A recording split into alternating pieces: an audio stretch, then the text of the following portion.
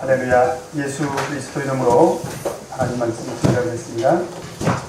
먼저 하나님 말씀 사도행전 2장 22절에서 36절 말씀, 사도행전 2장 22절에서 36절 말씀 제가 읽겠습니다. 사도행전 2장 22절 말씀. 이스라엘 사람들아, 이 말을 들으라. 너희도 아는 바에 하나님께서 나사렛 예수로 큰 권능과 기사와 표적을 너희 가운데서 베푸사 너희 앞에서 그를 증거하셨느니라. 그가 하나님의 정하신 뜻과 미리 하신 대로 내어준 바 되었거늘 너희가 법 없는 자들의 손을 빌어 못 박아 죽였으나 하나님께서 그 사망의 고통을 풀어 살리셨으니 이는 그가 사망에게 매여 있을 수 없었습니다. 다윗이 저를 가리켜 가로되 내가 항상 내 앞에 계신 주를 배웠으며 나로 요동치 않게 하기 위하여 그가 내 우편에 계시도다. 이러므로 내 마음이 기뻐하였고 내 입술도 즐거워하였으며 육체는 희망에 가리니 이는 내 영혼을 음부에 버리지 아니하시며 주의 거룩한 자로 썩음을 당치 않게 하실 것이니로다. 주께서 생명의 길로 내게 보이셨으니 주의 앞에서 나로 기쁨이 충만하게 하시리로다 하였으니 형제들아, 내가 조상 다윗에 대하여 담대히 말할 수 있노니 다윗이 죽어 장사되어 그 묘가 오늘까지 우리 중에 있도다. 그는 선지자라. 하나님이 이미 맹세하사 그 자손 중에서 한 사람을 그 위에 앉게 하리라 하심을 알고 미리 보는 거로 그리스도의 부활하심을 말하되 저가 음부에 버림이 되지 않고 육신이 썩음을 당하지 아니하시리라 하더니 이 예수를 하나님이 살리신지라. 우리가 다 이 일의 증인이로다. 하나님이 오른손으로 예수를 높이시매 그가 약속하신 성령을 아버지께 받아서 너희 보고 듣는 이것을 부어주셨느니라. 다윗은 하늘에 올라가지 못하였으나 친히 말하여 가로되 주께서 내 주에게 말씀하시기를 내가 네 원수로 네 발등상 되게 하기까지 너는 내 우편에 앉았으라 하셨도다 하였으니 그런즉 이스라엘 온 집이 정녕 알지니 너희가 십자가에 못 박은 이 예수를 하나님이 주와 그리스도가 되게 하셨느니라 하니라. 아멘. 너희가 십자가에 못 박은 이 예수를 하나님이 주와 그리스도가 되게 하셨느니라. 오늘 이 시간에는 예수는 주와 그리스도라는 말씀의 제목으로 같이 은혜를 나누도록 하겠습니다. 오늘 저희가 상고하게 되는 이 말씀은 오순절 성령 강림으로 인해서 베드로가 이스라엘 백성들 앞에서 설교를 하게 되죠. 그래서 설교의 전반부가 2장 14절에서 21절까지 말씀이었고요. 오늘 22절에서 36절까지 내용은 베드로의 첫 번째 설교의 후반부 내용이라고 이렇게 말씀드릴 수가 있습니다. 전반부에는 오순절 성령 강림에 대해서 베드로가 설교를 했죠. 그래서 그 주요 내용은 오순절 성령 강림 사건은 그냥 어느 날 우연히 된 것이 아니라 이미 구약 성경에 하나님의 선지자를 통해서 하나님께서 이미 예언하신 내용이 그대로 성취되는 것이다 라고 하는 그런 내용을 이제 지난 시간에 베드로가 설교를 했고요. 이제 오늘 이 시간에는 잘 아시는 대로 우리 36절에 있는 말씀처럼 예수 그리스도에 관한 내용이죠. 예수를 하나님이 주와 그리스도가 되게 하셨느니라. 그래서 오늘 22절의 첫 그 말씀도 이스라엘 사람들아, 이 말을 들으라. 너희도 아는 바에 하나님께서 나사렛 예수로 이렇게 예수 그리스도에 대한 소개로 오늘 말씀이 시작이 되고 있습니다.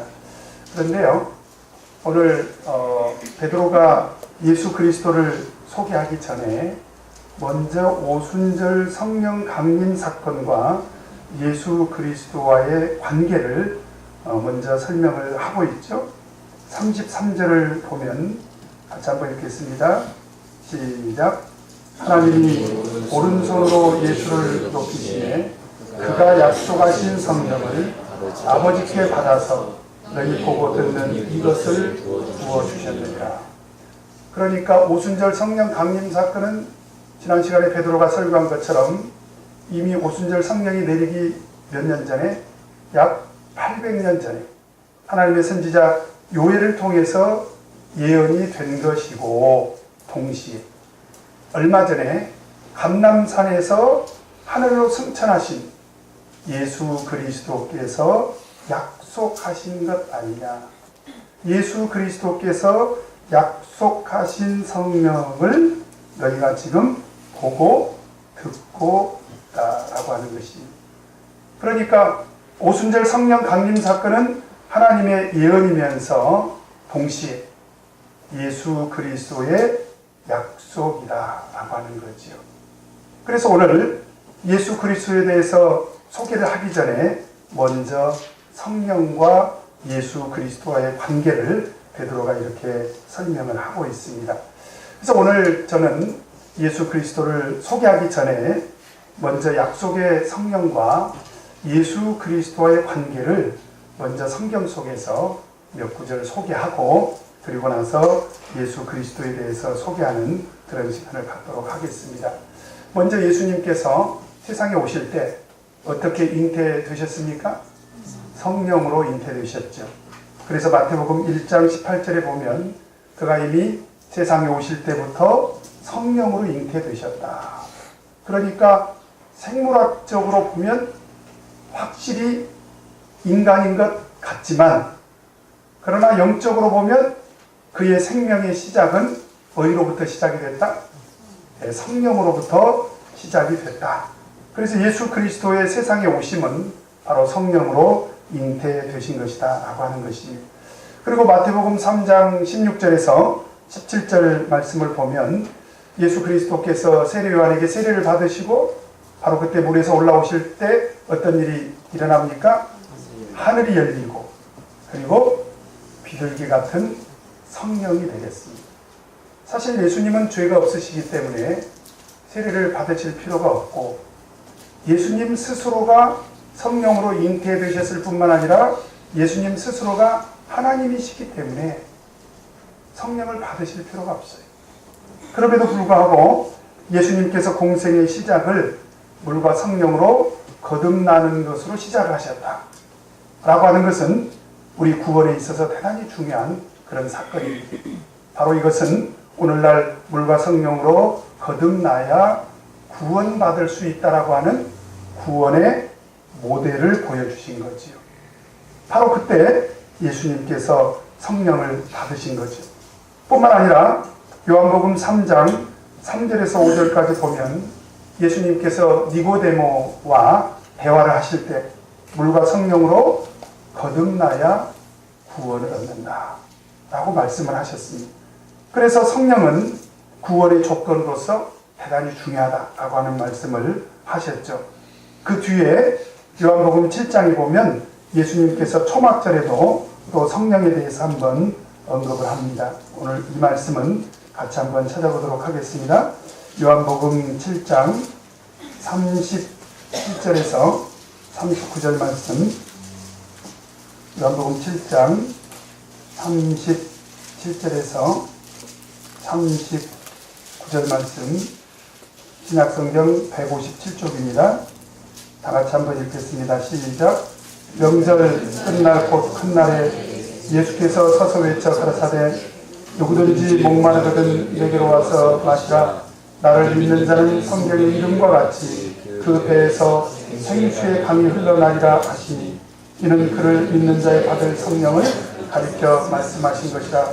예수께서 아직 영광을 받지 못하신 고로 성령이 아직 저희에게 계시지 아니하시라. 여기서 예수님께서 초막절에 뭐라고 말씀을 하시냐면 목마르거든 내게로 오라는 거예요. 그런데 예수님께서 주시는 바로 그 생수는 우리가 세상에서 마시는 그냥 물이 아니라 39절에 보니까 이는 그를 믿는 자의 받을 성령을 가리켜 말씀하신 것이다. 그래서 성령은 우리가 마실 수 있는 생수라는 거죠. 그래서 바로 이 말씀은 성령의 속성을 말씀하고 있는 것입니다. 우리가 성령을 받게 되면 흡사 생수를 마시는 것처럼 그렇게 하나님의 은혜를 입게 된다라고 하는 거죠. 그러면 그 성령은 어떻게 해야 받을 수 있을까요? 바로 누가복음 11장 9절에서 13절 말씀, 우리 지난 시간에 찾았죠? 어떻게 해야 성령을 받을 수 있을까요? 구하는 자에게 성령을 주시지 않겠느냐라고 하셨지 않습니까? 그러니까 지난 시간에 제가 말씀드린 대로 하나님께서 우리들에게 성령을 왜 안 주시는지 사실 그 답을 찾기는 어려워요. 이런저런 말씀들을 하시는 분들이 참 많이 있습니다. 그런데 성경을 근거로 했을 때 옳지가 않습니다. 그리고 우리에게 성령을 주시는 하나님의 은혜를 살펴봐도 이러니까 성령을 못 받지, 저러니까 성령을 못 받지, 제가 봤을 때는 옳은 소리가 아닙니다. 우리는 사실 하나님께서 왜 우리에게 성령을 안 주시는지는 우리가 알기가 어려워요. 그런데 확실한 것은 그러면 하나님께서 성령을 언제 어떻게 주시는가? 바로 누가복음 11장을 보니까 구하는 자에게 주신다라고 했습니다. 그래서 우리가 성령을 받기 위해서는 하나님 앞에 간절히 구하고 찾고 문을 두드리는 그런 믿음의 노력이 필요하다라고 하는 것입니다. 그리고 이제 예수님께서 이제 제자들을 떠나서 십자가의 고난을 당하시고 하늘로 승천하시기로 작정하시고 그리고 낙심하고 있는 제자들에게 뭐라고 말씀하셨습니까? 우리 요한복음 14장 16절 한번 보도록 하겠습니다. 요한복음 14장 16절 같이 한번 읽겠습니다. 시작. 내가 아버지께 구하겠으니 그가 또 다른 보혜사를 너희에게 주사 영원토록 너희와 함께 있게 하시리니. 지금 예수님이 떠나도 걱정하지 말아라. 또 다른 보혜사를 보내주겠다. 그런데 그 또 다른 보혜사가 뭔가? 14장 26절 같이 한번 읽겠습니다. 시작. 보혜사 곧 아버지께서 내 이름으로 보내실 성령, 그가 너희에게 모든 것을 가르치시고 내가 너희에게 말한 모든 것을 생각나게 하시리라. 그래서 예수님께서는 비록 이 세상을 떠나시지만 또 다른 보혜사 성령을 보내주셔서 틀림없이 제자들을 진리 가운데로 인도하시고 그리고 모든 것을 가르치시고 내가 너희에게 말한 모든 것을 생각나게 하겠다. 그래서 보혜사라는 말은 원어로 파라클레토스, 파라라고 하는 말은 옆에 있다. 사실 영적으로 보면요, 성령을 받은 사람들은 예수님이 옆에 계시는 것과 똑같다 그런 얘기. 그래서 클레토스는 도와주시는 분 그런 얘기입니다. 옆에서 도와주시겠다. 그래서 옆에서 도와주시는 성령의 사역을 바로 보혜사로 말씀을 해주신 것입니다. 그리고 나서 예수님께서 이제 십자가 고난을 당하시고 그리고 3일 만에 부활하셨죠.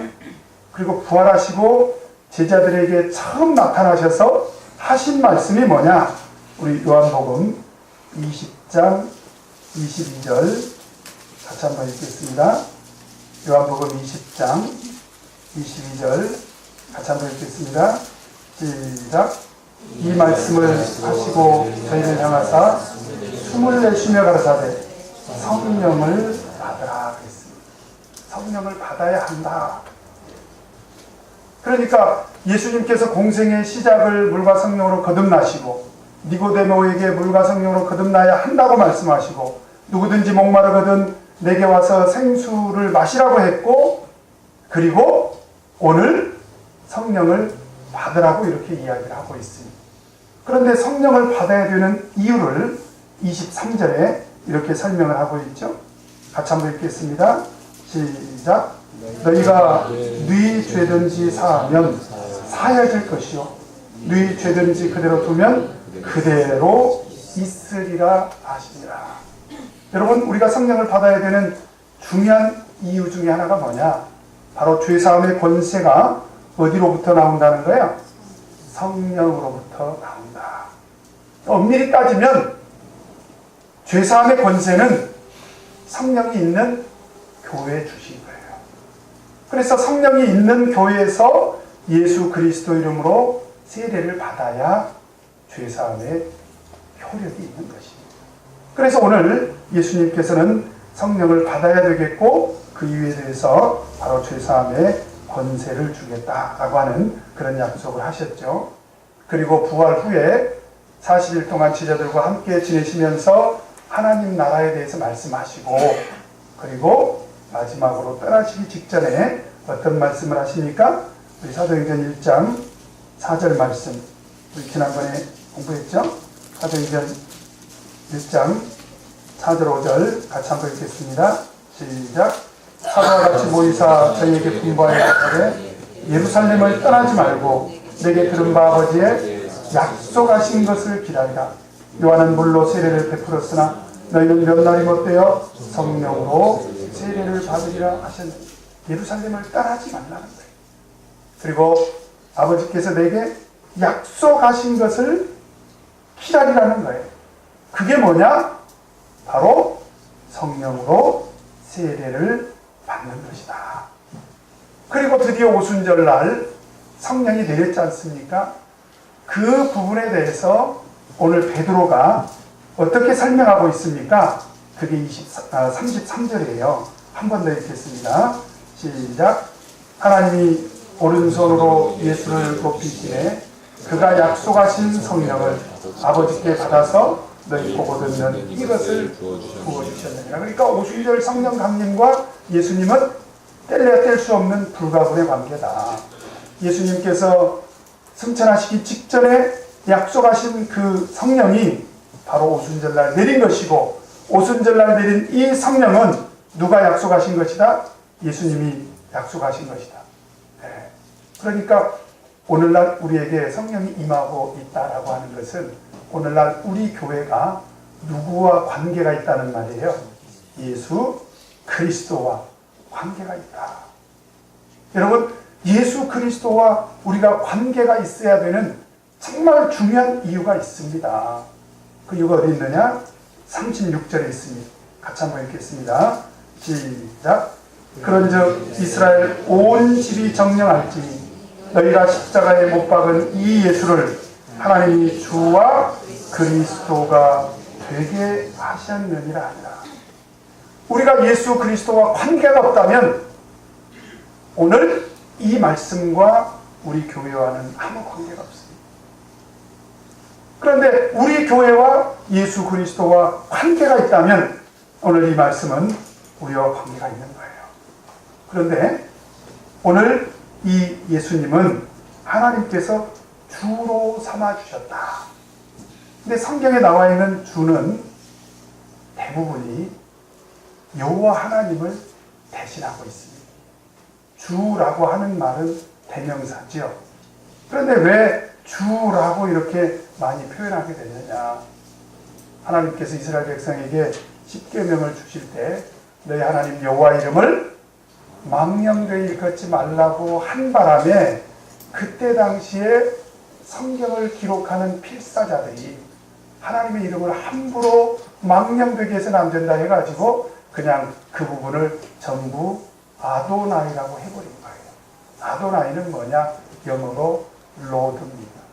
주. 그래서 사실은 영어 성경을 보면 우리 한글 성경에는 여호와라고 되어 있는 부분이 영어 성경을 보면 전부 로드라고 되어 있습니다. 언젠가 신앙생활을 아주 오래 하신 성직자님 한 분께서 영어 성경을 보다가 놀래가지고 저한테 왔어요. 아니 목사님, 영어 성경을 보니까 여호와라는 말이 한 구절도 없네요. 그도 그럴 것이 영어 성경에는, 원어 성경에는 전부 로드 또는 여호와라는 말 대신에 아도나이라고 되어 있다 이 말이죠. 그래서 오늘 베드로가 그런 관념을 누구보다도 잘 알고 있기 때문에 하나님이 그를 주로 삼으셨다 라고 하는 이 말을 할 때 우리와 예수 그리스도와의 관계가 중요한 것은 예수님은 우리에게 있어서 누가 되신다? 주가 되시고 하나님이 되신다라고 하는 것이 정말 중요한 부분이죠. 요한일서 5장 20절 말씀 한번 찾아보도록 하겠습니다. 오늘은 좀 성경을 많이 찾을 수도 있어요. 중요한 부분이니까. 요한일서 5장 20절 같이 한번 읽겠습니다. 시작. 또 아는 것은 하나님의 아들이 들어 우리에게 지각을 주사 우리로 참된 자를 알게 하신 것과 또한 우리가 참된 자 곧 그의 아들 예수 그리스도 안에 있는 것이니 그는 참 하나님이시요 영생이시요. 우리가 예수 그리스도를 믿을 수밖에 없는 정말 중요한 이유가 뭐냐? 그분이 하나님이시라는 거예요. 그러니까 오늘날 우리 교회가 예수님과 관계가 있다면 우리는 예수님을 누구로 믿어야 돼? 하나님으로 믿어야 된다는 거예요. 어떤 사람들은 예수님은 사람인데, 그런데 분명히 성경은 사람으로 오신, 육신으로 오신 하나님의 아들, 그분이 곧 뭐라고 기록하고 있습니까? 참 하나님이시다. 참 하나님이시다. 그래서 오늘날 우리의 믿음의 대상인 예수 그리스도는 우리가 믿을 수밖에 없는 첫 번째 이유가 뭐냐? 그분이 참 하나님이시라고 하는 사실입니다. 참 하나님. 뿐만 아니라 오늘 2장 36절로 다시 돌아가서요. 우리가 예수님을 어떻게 믿어야 되느냐? 이 예수를 하나님이 주와 그리고 그리스도가 되게 하셨다. 그분은 그리스도라는 거예요. 그리스도. 그리스도라는 말은 기름 부음 받은 자라는 뜻입니다. 그러면 기름을 부어주실 때, 하나님께서 기름을 부어주실 때는 특별한 사명을 주실 때 기름을 부어주시지 않습니까? 그렇죠? 물론 직분을 세울 때도 기름을 부어주십니다만은 특별한 사명을 주실 때 기름을 부어주시는데 어떤 사명을 예수님께 주셨을까요? 마태복음 1장 21절에 보면 그의 이름을 예수라 하라. 이는 저가 자기 백성을 저희 죄에서 구원할 자이시니라. 하나님께서는 예수 그리스도를 세상에 보내셔가지고 세상에 있는 자기 백성들의 죄의 문제를 해결하기 위해서 세상에 보내셨다는 거예요. 그래서 우리가 그분을 일컬어서 예수님이라고만 하지 않고 예수 그리스도라고 말하는 것이. 그래서 종이에서 우리가 공부를 올 때 유념해서 봐야 될 게 있어요. 그게 뭐냐? 우리가 기도할 때나 또는 예배를 드릴 때 선언은 반드시 예수 그리스도 이름으로 이렇게 하라는 거예요. 어떤 분들은 그냥 예수님의 이름으로 뭐 틀리지 않았죠. 예수님이 하나님이시고 예수님이 구주 되시니까.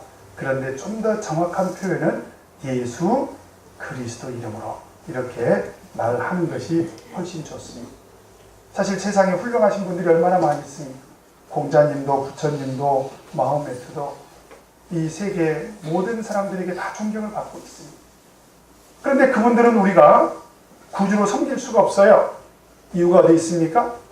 그분들은 우리 죄의 문제를 해결해 주신 적이 없다라고 하는 것입니다. 그래서 오늘 베드로 사도는 오순절 성령 강림 사건과 예수 그리스도와 관계가 있고 우리가 예수 그리스도를 믿을 수밖에 없는 중요한 두 가지 이유를 밝히고 있는데 그 첫 번째가 예수님은 누구시다? 하나님이시다. 주 하나님. 주 되신 하나님이시다. 그 다음에 두 번째로 예수님은 누구시다? 그리스도시다. 우리의 죄를 구원하신 구주가 되신다라고 하는 사실입니다. 그래서 우리가 예수님을 믿을 수밖에 없는 두 가지 이유를 설명해 달라고 한다면 우리는 이 두 가지를 꼭 얘기를 해야 됩니다. 예수님은 하나님이시다. 그리고 예수님은 구주가 되신다. 우리의 죄의 문제를 해결해 주셨다라고 하는 것입니다. 자, 그렇다면 오늘 예수 그리스도께서 우리를 구원하기 위해서 어떤 일을 하셨을까요? 바로 그 내용을 22절부터 지금 베드로가 자세하게 설명을 하고 있습니다. 우리 먼저 22절 같이 한번 읽겠습니다. 시작. 이스라엘 사람들아 이 말을 들으라. 너희도 아는 바에 하나님께서 나사렛 예수로 큰 권능과 기사와 표적을 이 가운데에서 베푸사 너희 앞에서 그를 증거하셨느니라. 먼저 지금 베드로 사도가 소개하고 있는 예수 그리스도는 나사렛 예수라는 사실. 나사렛 출신 예수. 이 말인즉슨 곧 인간으로 오신 예수. 그런 의미가 들어있습니다. 근데 사실은 정확하게 우리가 나사렛 출신이라는 말을 좀 더 이해를 할 필요가 있죠. 원래 예수님은 어디에서 출생하셨습니까? 베들레헴에서. 그리고 나서 유대왕 헤롯이 죽이려고 하니까 어디로 가셨죠? 애굽으로 내려갔다가 잘 아시는데 그리고 다시 헤롯이 죽자 어디로 가셨어요? 어린 시절부터 나사렛에서 이렇게 보내셨습니다. 태어나신 곳은 아니지만 어린 시절부터 쭉 나사렛에서 자라셨기 때문에 그를 일컬어서 사람들이 나사렛 예수라고 한 거예요. 전라도 사람 예수 또는 경상도 사람 예수 이렇게 된 거지요. 그러니까 나사렛이라는 것은 예수님이 세상에 육신으로 오신 분이라는 말을 그렇게 표현한 것이다 라고 하는 것입니다. 그러면 여러분 예수님께서 나사렛 예수로 세상에 오셨을 때 세상 사람들이 그를 환영했을까요? 그렇지 않습니다. 여러분 사실 나사렛 예수라는 말은 우리는 그 말을 들을 때 믿어지지만 세상 사람들은 나사렛 예수라는 말을 할 때 예수님을 무시하는 말로 사용했다는 거예요. 그래서 빌립이 나다나엘을 전도할 때 나다나엘이 뭐라고 이야기를 했습니까? 나사렛에서 무슨 선한 것이 나겠느냐. 나사렛 예수를 굉장히 조롱하는 그런 말을 했습니다. 그때 빌립이 뭐라고 얘기했죠? 와봐라, 와보라. 여러분 근본에 우리 영은 전도 대회 때도 그렇게 전도를 하셔야 돼요. 참 예수교회 무슨 진리가 있겠느냐. 그럴 때 우리는 와보라 그렇게 말씀을 하셔야 됩니다. 어쨌든지 간에 예수님이 인간 예수로 세상에 오셨을 때 세상 사람들이 일부가 환영을 하기도 했지만 또 일부는 예수님을 무시하고 멸시했습니다. 뿐만 아니라 예수님이 실제로 고향에 가셨지 않습니까? 나사렛에 가셨는데 고향 사람들이 예수님을 환영했습니까? 그렇지 않았어요. 예수님을 배척했습니다. 그리고 하는 말이 이 사람이 마리아의 아들 목수가 아니냐. 목수일이나 했던 그런 인간 예수가 아니냐라고 이렇게 그들은 예수님을 배척했습니다. 그래서 참 안타깝게도요, 예수님께서는 자기 고향에 가셔가지고 이적 기사를 많이 행하시지 않으셨습니다. 그건 예수님을 믿지 않고 바로 사람들이 나사렛 예수로 여기고 그를 배척했기 때문에 그렇다라고 하는 것이. 그래서 우리가 한 가지 궁금한 것은 뭐냐면 하나님이실 때, 하나님이 세상에 오실 때 좀 영광 중에 오시지. 그리고 좀 위험 있게 오시지. 기왕에 인간들을 구원하러 오셨으니까 이놈들 내가 왔다 이렇게 하셨으면 세상 사람들이 다 벌벌 떨고 하나님께서 오셨다 그럴 텐데 그냥 베들레헴에서 사람의 모양으로 인간의 모습으로 오셔가지고 어린 시절부터 그냥 어린아이로 이렇게 쭉 자라서 나사렛 예수라고 하는 타이틀이 붙게 하셨으니 무시당할 수밖에 없는 거 아니냐. 그러니 예수님은 좀 뭔가 신의 형상으로 영광 중에 위험 있게 이렇게 오셨으면 예수님께서는 무시를 안 당하셨을 텐데 왜 이렇게 육신의 모양으로 하필 그렇게 찬한 모습으로 오셨을까? 그건 하나님의 뜻이 들어있습니다. 우리 빌립보서 2장 한번 보도록 하겠습니다. 빌립보서 2장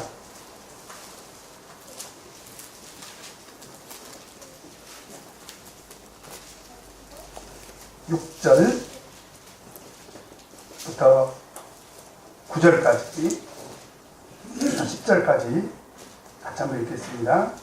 시작. 그는 근본 하나님의 본체시나 하나님과 동등됨을 취할 것으로 여기지 아니하시고 오히려 자기를 비어 종의 형체를 가져 사람들과 같이 되었고 사람의 모양으로 나타나셨음에 자기를 낮추시고 죽기까지 복종하셨으니 곧 십자가에 죽으시니라. 이러므로 하나님이 그를 지극히 높여 모든 이름 위에 뛰어난 이름을 주사 하늘에 있는 자들과 땅에 있는 자들과 땅 아래 있는 자들로 모든 무릎을 예수 이름에 꿇게 하시고 11절 모든 입으로 예수 그리스도를 주라 시인하여 하나님 아버지께 영광을 돌리게 하시라. 보니까 하나님 스스로 그렇게 선택하신 거네. 그죠? 하나님 스스로 그렇게 선택하신 거. 어떤 선택을 하셨습니까?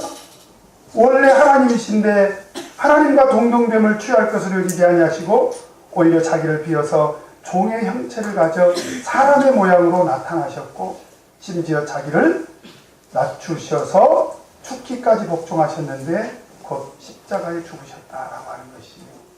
그건 하나님 스스로 그렇게 선택하셨다고 하는 거예요. 그런데 그 이유가 어디 있다고요? 바로 우리 인간을 구원하시려는 하나님의 섭리가 있다라고 하는 것입니다. 그러면 인간 예수로 오신 예수 그리스도께서 굳이 인간으로 오셔야 되는 정말 중요한 이유가 어디 있느냐? 바로 육신을 가진 우리 인간들을 구원하기 위해서 육신으로 오신 거예요. 그거하고 무슨 관계가 있느냐? 관계가 있습니다. 예수님께서 십자가에 달리신 것을 우리가 대속이라고 하지 않습니까? 그런데 그때 대신해서 속했다라고 하는 것은 인간의 값을 치렀다는 거예요. 그런데 육신을 가지고 있는 인간의 값을 치르기 위해서는 육신을 가진 예수님이 오셔야만이 그 값을 치를 수 있는 거예요. 그래서 예수님께서 이 땅에 육신으로 오신 것을 믿는 것도 굉장히 중요한 일입니다. 그래서 요한일서 1장 7절에 보니까 미혹하는 자가 많이 세상에 나왔나니 이는 예수 그리스도께서 육체로 임하심을 부인하는 자라. 이것이 미혹하는 자요 적그리스도시니라. 그러니까 예수님께서 나사렛 예수로 세상에 나타난 것은 인간적으로 생각하면 참 부끄러운 일이지만 그렇게 했기 때문에 우리 인간들의 죄값을 예수님께서 치를 수 있었다라고 하는 것이 뿐만 아니라 예수님께서는 세상에 육신의 모양으로 오셔서 어떤 일을 하셨습니까? 우리 23절로 돌아가세요. 사도행전 2장 23절 같이 한번 읽겠습니다. 시작. 그가 하나님의 정하신 뜻과 미리 하신 대로 내어준 바 되었거늘 너희가 법 없는 자들의 손을 빌어 못 박아 죽였으나. 예수님께서 십자가의 고난을 당하셨다라고 하는 사실. 금방도 제가 말씀드렸지만 모든 인간들이 다 죄를 졌어요. 근데 사람들은 그 사실을 인정하지 않습니다. 근데 성경은 그 부분에 대해서 어떻게 이야기하고 있습니까? 로마서 6장 23절에 보니까 죄의 삭은 사망이요. 사실 이 세상에 있는 사람들이 다 죽는데 왜 죽죠? 어떤 사람은 그래요. 사람이니까 죽지. 그 말은 맞죠. 그런데 왜 죽느냐에 대한 답은 아니에요. 근데 성경은 분명히 이야기하고 있습니다. 사람이 죽는 것은 다 무엇과 관계가 있다? 죄와 관계가 있다는 거예요. 그 죄는 어디로부터 시작이 됐습니까? 에덴 동산에서 우리 인류의 조상인 아담과 하와가 죄를 지음으로 인해서 하나님 앞에 심판을 받게 된 거죠. 그래서 모든 인간들이 다 죽고 모든 인간들은 죄로 말미암아서 죽게 되는데 죄로 말미암아서 죽게 되는 모든 인간들을 위해서 예수님께서 어떻게 하셨다? 십자가 위에서 대속물이 되셨다라고 하는 사실입니다. 그래서 마가복음 10장 45절에 보니까 인자에 온 것은 섬김을 받으려 함이 아니라 도리어 섬기려 하고 자기 목숨을 많은 사람의 대속물로 주려 함이니라. 예수님께서 우리를 구원하기 위해서 육신의 모양으로 세상에 오셨고 그리고 우리 인간들의 모든 죄를 다 짊어지시고 십자가에서 달리셨다라고 하는 사실입니다. 여러분 여기서 우리 성도님들께 질문 하나 드릴게요. 그때 예수님께서 십자가 위에서 죄값을 치르신 것은 모든 인류를 위한 것일까요? 아니면 예수 믿는 사람들만 위한 것일까요? 아니면 물과 성령으로 거듭난 우리 참예수 교인만 위한 것일까요? 네, 모든 인류. 그러면 이미 예수님의 십자가로 말미암아서 모든 인류의 죄값을 다 지불을 했네요. 그러면 모든 인류가 다 구원받을 수 있는 희망이 있네요. 그렇게 믿습니까? 정말로 믿습니까? 그럼 어떻게 해야 되겠어요? 네, 전해야죠. 아직도 그분들은 모를 수 있어요. 예수님께서 나를 대신해서 십자가 위에서 죄값을 지불하셨구나. 아직 모르는 사람이 너무 많습니다. 그래서 우리는 그 사실을 가르쳐 줘야 돼요. 예수님께서 세상에 오시고 예수님께서 십자가를 지신 것은 바로 당신의 죄값을 치르기 위한 것입니다.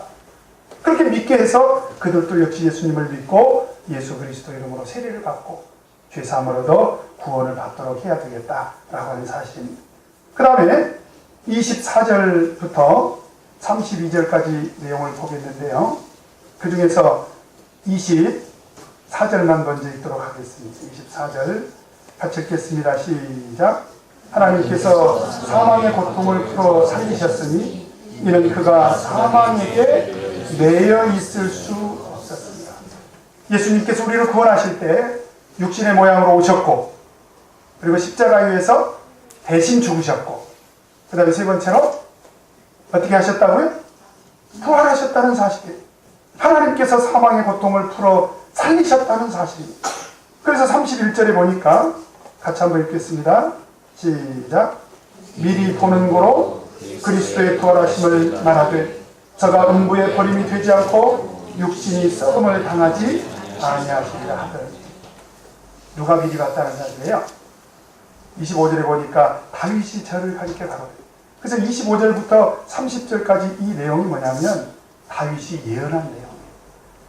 근데 어떻게 다윗이 이런 내용을 예언을 했을까? 그것은 다윗이 미리 봤다는 사실입니다. 미리 봤어요. 무엇을? 예수 그리스도의 부활하심을 예언했다는 거예요. 그래서 다윗이 예언한 것처럼 예수 그리스도께서는 3일 만에 부활하셨다라고 하는 사실입니다. 예수님께서 십자가를 지심으로 우리를 구속하셨다면 예수님께서 부활하신 것은 우리 구원과 어떤 관계가 있는가? 여러분, 이것은 우리 구원을 완성하신 것입니다. 그러니까 예수님께서 십자가를 지신 것은 우리 인간의 죄값을 지불한 거예요. 그죠? 죄값을 지불한 거. 하늘나라 갈 수 있는 자격을 주신 것은 틀림없지만 아직 구원이 완성된 건 아니에요. 그러면 예수님께서 이 구원을 어떻게 완성하셨느냐? 우리 고린도전서 15장 20절 한번 찾아보도록 하겠습니다. 고린도전서 15장 20절 같이 한번 읽겠습니다. 고린도전서 15장 20절 시작. 그러나 이제 그리스도께서 죽은 자 가운데서 다시 살아 잠자는 자들의 첫 열매가 되셨다. 죽은 자들을 지금 잠자는 자들이라고 표현한 거예요. 의도적으로. 왜 그렇습니까? 부활이 있기 때문에. 그래서 예수님께서 부활하신 것은 영적으로 어떤 의미가 있느냐? 잠자는 자들의 첫 열매가 됐다. 어떤 첫 열매? 부활의 첫 열매가 됐다. 그러니까 사실 우리 예수 믿는 사람들은 죽음을 너무 슬퍼하지 말 것은 영적으로 보면 죽는다는 것은 어떤 것에 불과하다? 잠자는 것에 불과하다. 만약 우리가 신앙적으로 표현을 한다면 우리 아버지가 돌아가셨어. 그러면 어떻게 말할 수도 있어야 돼요? 이제 우리 아버님이 깊은 잠에 드셨다. 언제까지? 부활하실 때까지. 그죠? 그래서 우리 아버님이 돌아가셨어. 이렇게도 말할 수 있지만 우리 아버님이 깊은 잠에 드셨어. 이렇게도 말할 수 있어야 됩니다. 그게 우리 신앙이 돼야 돼요. 그래서 예수님께서는 죽음을 이기시고 3일 만에 부활하신 것이 틀림이 없다. 그래서 베드로는 그 사실을 지금 이야기하고 있는 것이. 그래서 32절에 보니까 32절 같이 한번 읽겠습니다. 사도행전 2장 32절 시작. 이 예수를 하나님이 살리시니라 우리가 다 이게 증인이로다. 지금 그때 당시에 베드로를 비롯해서 그 당시에 오순절 성령 강림 현장에 있던 사람들은 전부 부활의 증인들이죠. 그죠? 그러니까 너무나도 확신을 가지면서 이야기를 하고 있는 거예요. 예수님은 부활하셨다라고 하는 사실입니다. 그래서 우리를 구원하기 위해서 예수님께서 부활하셨다라고 하는 사실이죠. 그 다음에 마지막으로 우리 33절부터 35절까지 한번 읽도록 하겠습니다. 시작. 하나님이 오른손으로 예수를 높이시네 그가 약속하신 성령을 아버지께 받아서 너희 보고 듣는 이것을 부어주셨느니라. 다윗은 하늘에 올라가지 못하였으나 친히 말하여 가로되 주께서 내 주에게 말씀하시기를 내가 네 원수로 네 발등상 되게 하기까지 너는 내 우편에 앉았으라 하셨더라 했어. 이게 또 무슨 얘기냐. 다윗은 죽어서 하늘에 올라간 적이 없고 지금 무덤에 있어요. 그죠? 그렇다면 오늘 이 말씀도 누구와 관련된 예언이다?